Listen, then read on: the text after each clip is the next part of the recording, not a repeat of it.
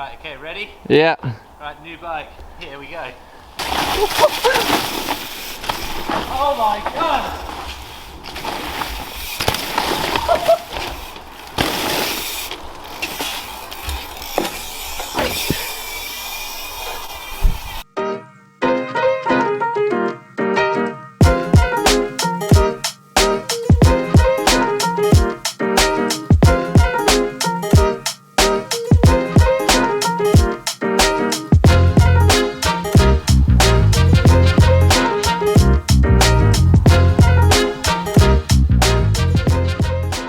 Hello everyone, welcome back to the garage. It's been a while, but it's time for a new bike build. So this is an NS Bikes Define AL aluminium bike, just like my other one, but this one, instead of 160mm, is shortened down to a 140, and it's a small frame, which is probably a bit too small for me, but that's the whole idea, because I want to make it into, some people call it a SlopeDuro bike. I'm probably just going to call it the fun bike because it's going to be super short. I'm probably not going to have a dropper post. It's going to have gears, front and back brake, but hopefully I'm going to be able to do bar spins and tail whips. So it should be the perfect bike to play on out the back, on little cutty tracks, and hopefully do a few tricks and stuff down the track, and in general just be a wicked all-round bike. So here we go. Let's try and put it together. I've actually been waiting ages to build this bike because I thought I'd wait for the new Spank parts. Check out some of these prototypes. We've got purple hubs. We got these petrol coloured stem and pedals, bit of a prototype, but I think they're out soon, and they're going to look sick on this. It's kind of black, but actually, if you look closer in the light, it's got like a bit of a bluey purple tinge. I don't know if you can see that. But anyway, enough of that. Let's build it up and have some fun.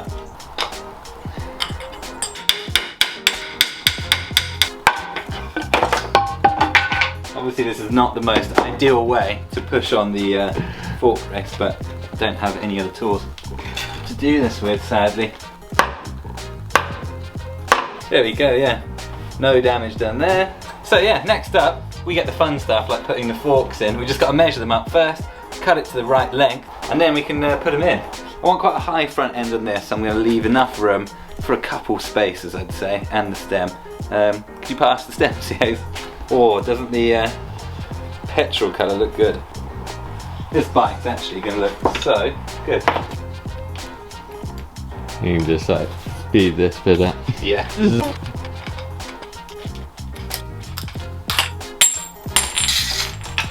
Easy as that.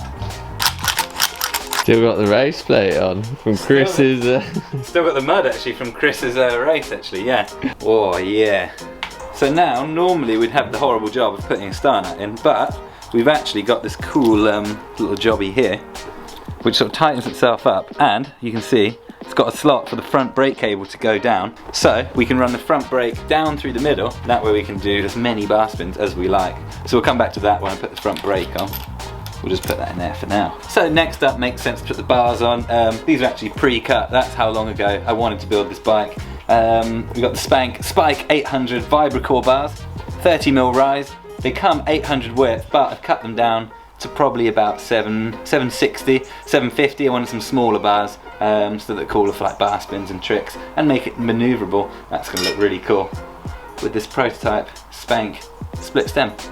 Quite cool. Just the little details make the difference, don't they? They've got these little rubber washers in there so that the bolts don't fall out, which makes everything much easier. And I appreciate the little things like that, Spank. We got enough things to drop as it is without having to worry about even more.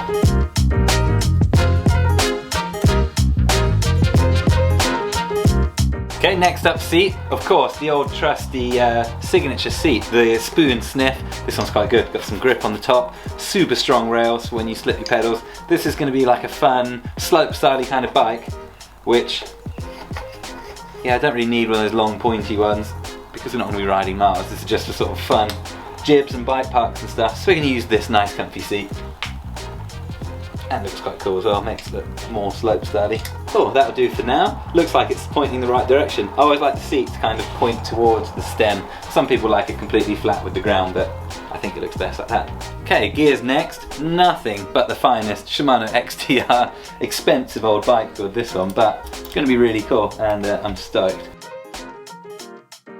Something quite cool about the NS bike, this one anyway, it's got this kind of like hidden rail up here that the cables go into.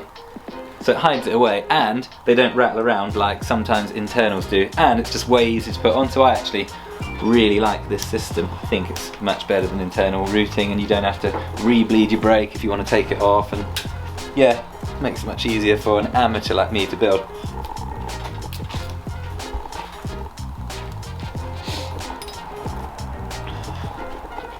So we've got a nice long cable, and that spins all the way around, so we can do at least one bar spin, which is perfect.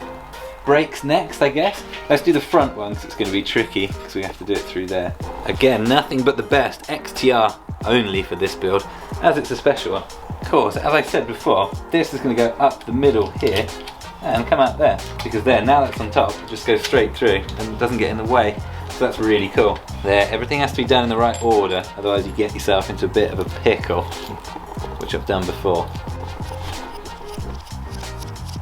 Right, so first we have to clamp this bit. You do it up super tight and that squashes out into the steerer tube, and then we put this next bit on, and that then pulls the stem down onto the forks, which tightens up our headset. Oh.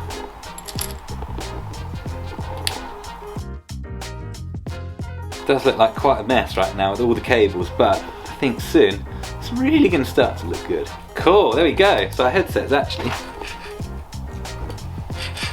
tightened up real nice, and that is a great success, as Borat would say. You just need to make that go in there. I think I'll do the back brake first and then sort out all the details afterwards, in case there's anything unforeseen.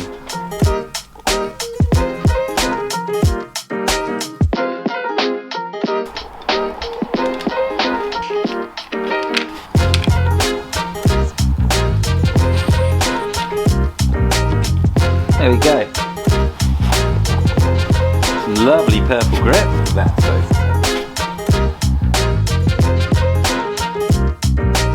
The reason I had to wait so long to build this bike is because I wanted to wait for the new Spank Hex J purple hubs. They look so sick, front and back, which I've paired up to the 350 rim on the front and the 359 rim, which is a bit thicker and a bit stronger on the back. So it's like the ultimate combo. They're vibrocore as well, so it takes out the vibrations and the harsh landings, and epic wheel set, I reckon. I'm going to put these Kenda tyres on, the Regolith Pro. They're actually like trail tyres, so they're super duper light. Nice combo of fast rolling and a bit of grip, so when we go to the cutty tracks later, we can fire up some dirt.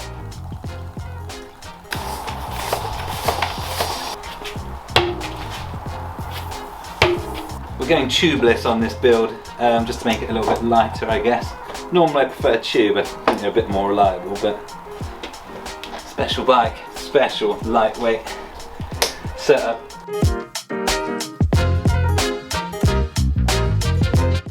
Going for 11 speed on this one because 12 is just pointless, isn't it? Too many gears.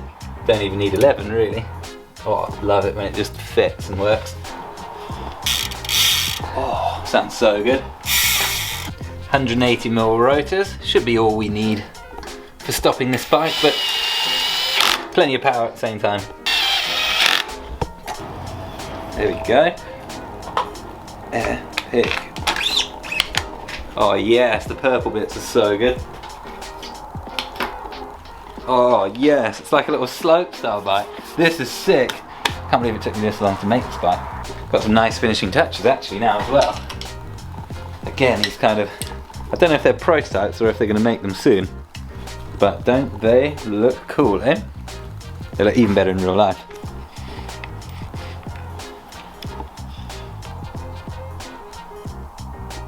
Oh.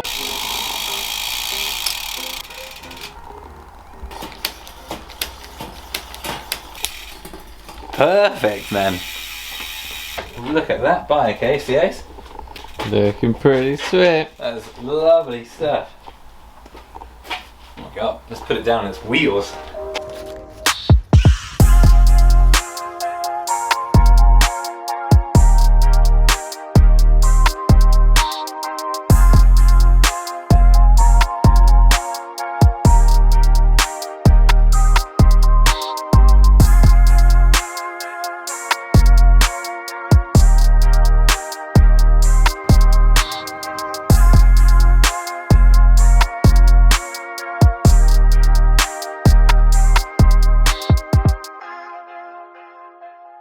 Right, so here we are. We built up this beautiful fun bike of doom, and now we're going to try it out. We've got the perfect place to test it. We've got jumps in the garden because it's kind of half a slopestyle bike, and we got the trail up there because it's kind of half a enduro-y trail bike, hence SlopeDuro. And I'm going to go find out exactly how good it is, see if it was worth building up. Right, okay, ready? Yeah. Right, new bike. Here we go.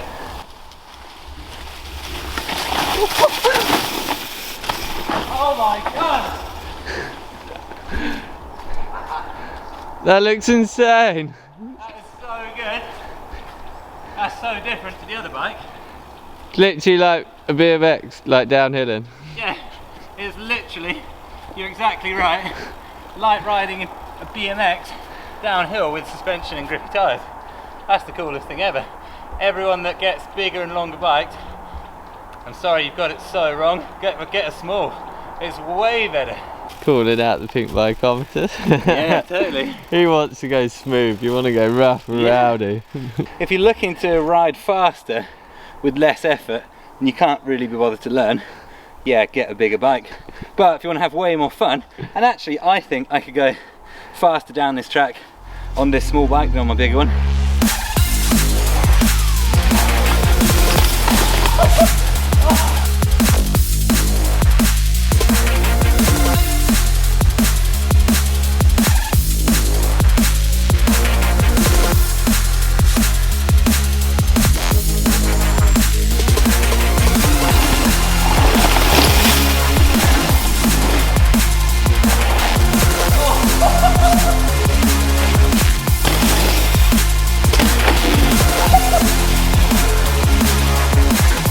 So, whereas on the 160mm big bike, the gap's hard to clear, on this it's like super fast and super easy. You got less suspension, so you can really hop it and you can make the bike do a lot more what you want. But when you head into that turn, you really miss the heavy tyres and that extra 20mm suspension.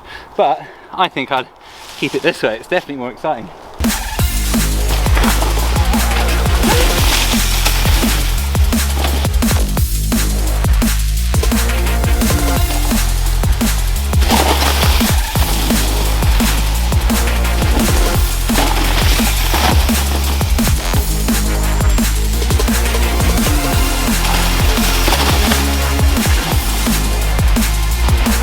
Quite a rut there, isn't there? That's what happens if you don't fix your track.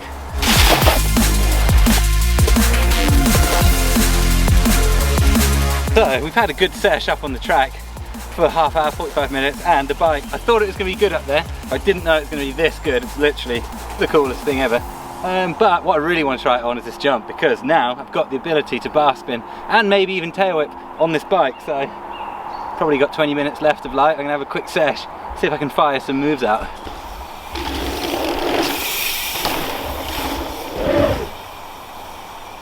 Not bad, suicide on the first jump. Just the best actually, this bike. It is exactly halfway between a dirt jump bike and an enduro bike, which are kind of my two favourites, so therefore this is the new favourite. I think we don't have long left, so I'll just get straight into, I can't want to do a bar spin. I'll yeah, just get straight into it, shall I? Oh yeah! I think it's easier to bar spin than my jump bike, because you kind of got that seat there, super stable. Wow, dreams that is actually. I quite want to try tail whip, but I'm a bit scared. I'm going to try off the spine because that's less dangerous to crash. Here it goes, I guess.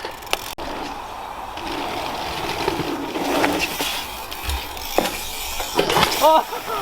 Yo! Yes! That couldn't have gone much better, could it? I was slightly worried about getting the back wheel in the face, but it's so small. Yeah, it's such a little bike. We got like quite spinny cranks, which is hard for tail whips. So I think I'm going to get more confident before I try it on the big jump. But before it's proper dark, I want to try a few flips and threes and stuff. Oh, this bike's too good.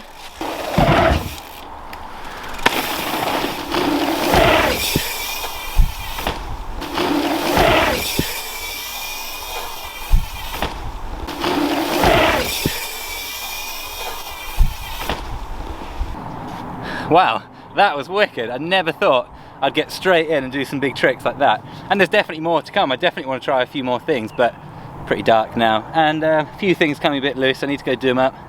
But first ride on this thing, man, like, it's quite a big statement, but I think it could be my favourite ever bike. It's like literally the best of everything. Tricks, jumps, and it's got gears so you can pedal back to the top. One upgrade I might do for the future is to put a quick release seat post, so then I can really go on actually long rides as well and whip it up and down without having a dropper post. But yeah, I can't wait to go ride this beast somewhere. We'll get to go out and test this thing out. It's going to be wicked. So thanks for watching, guys, and we'll see you on the next one.